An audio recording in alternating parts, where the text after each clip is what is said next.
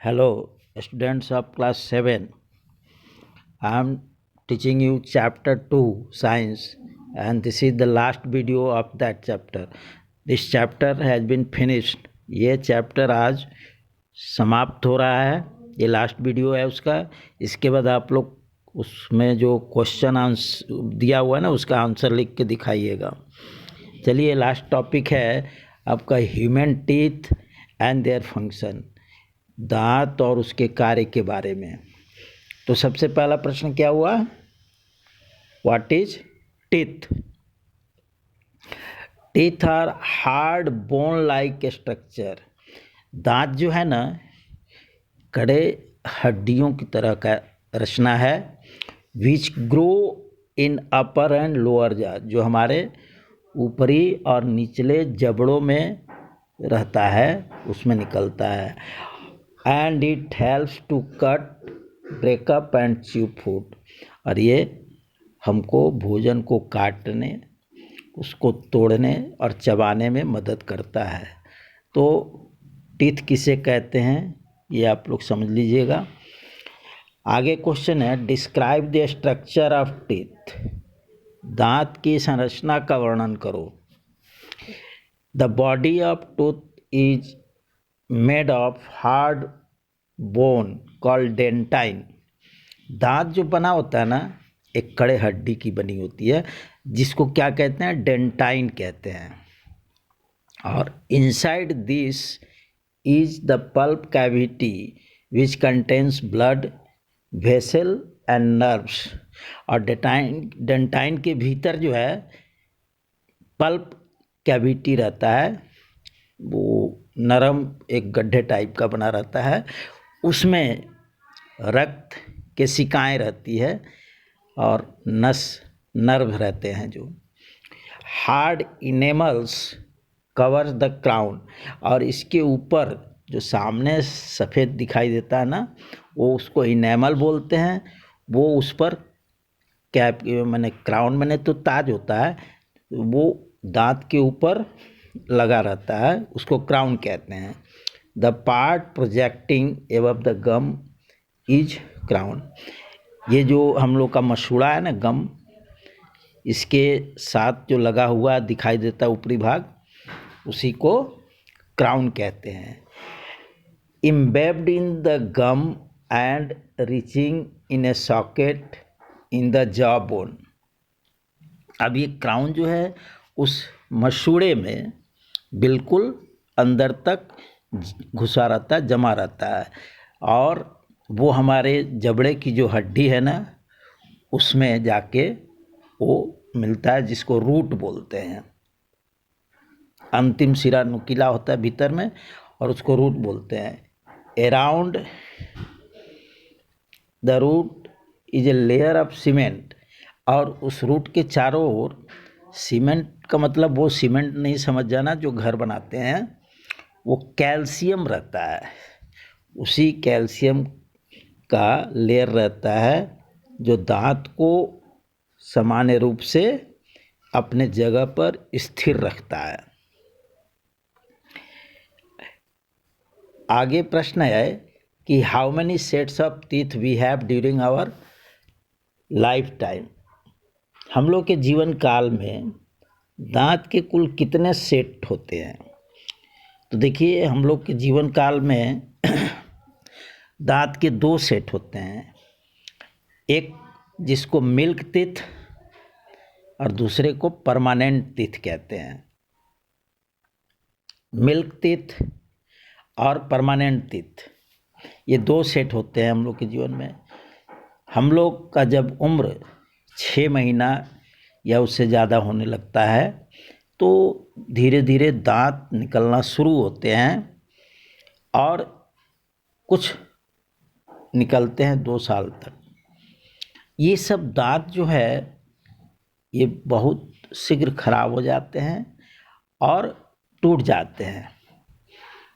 ये धीरे धीरे सारे मिल्क टीथ जो होते हैं ना, ये अस्थाई होते हैं, परमानेंट नहीं रहते. ये धीरे धीरे ख़त्म हो जाते हैं.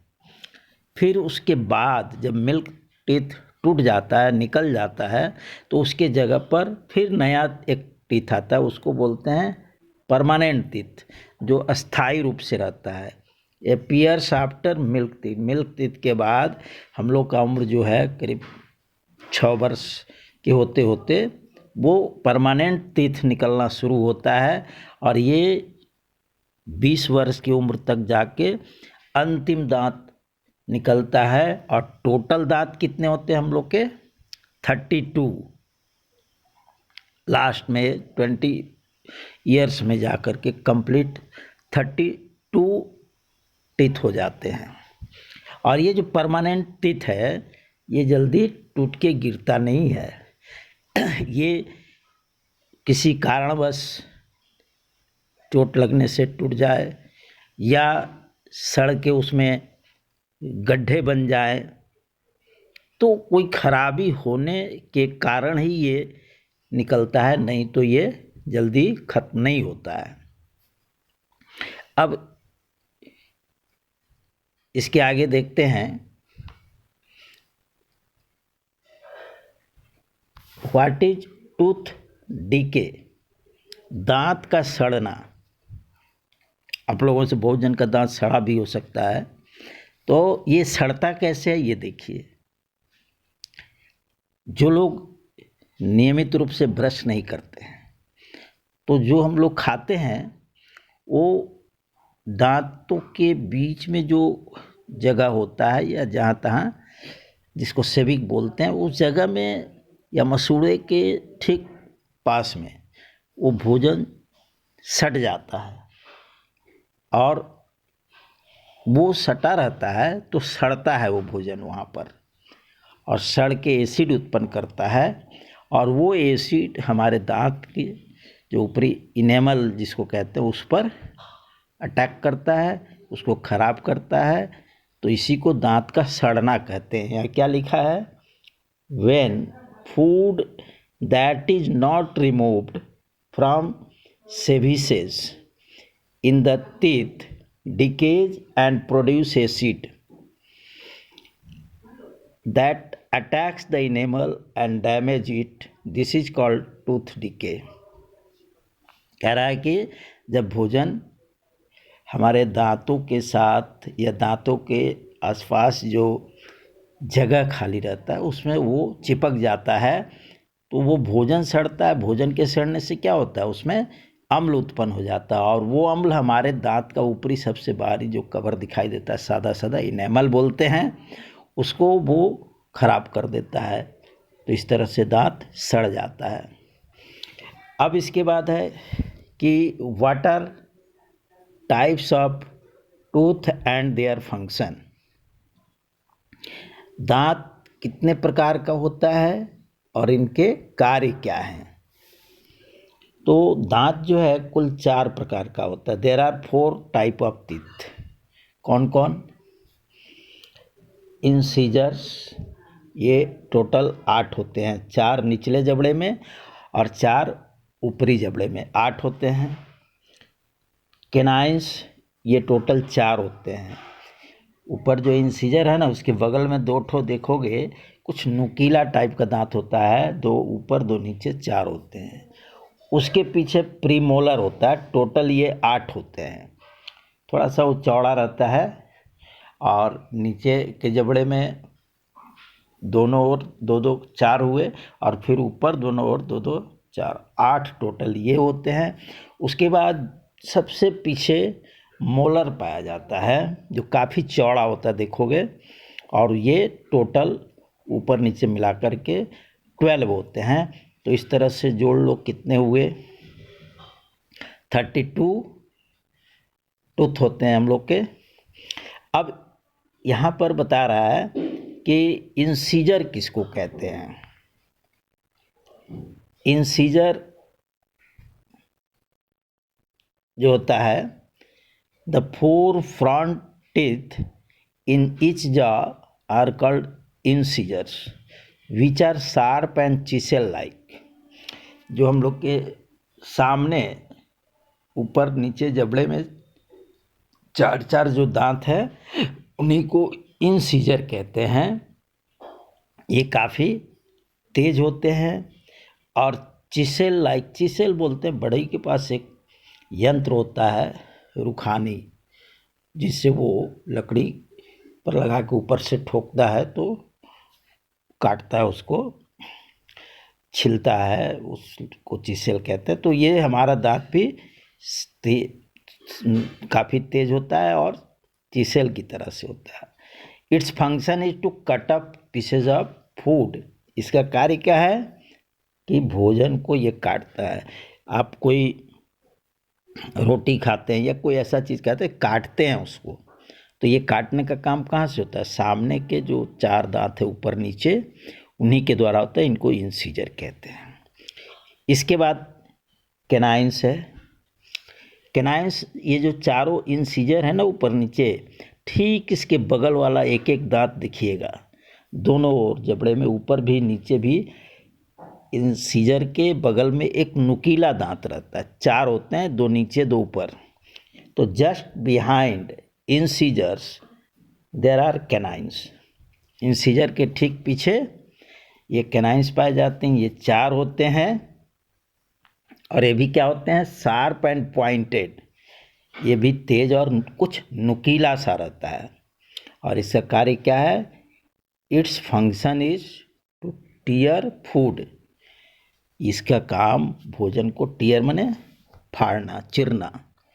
आप कोई चीज़ का टुकड़ा काटते हैं, उसको तो चिरना होता है, तो उस दांत पर लगा के चिरते हैं।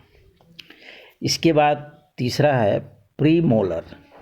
प्रीमोलर्स किसको कहते हैं? तो कैनाइंस के ठीक पीछे प्रीमोलर्स होता है।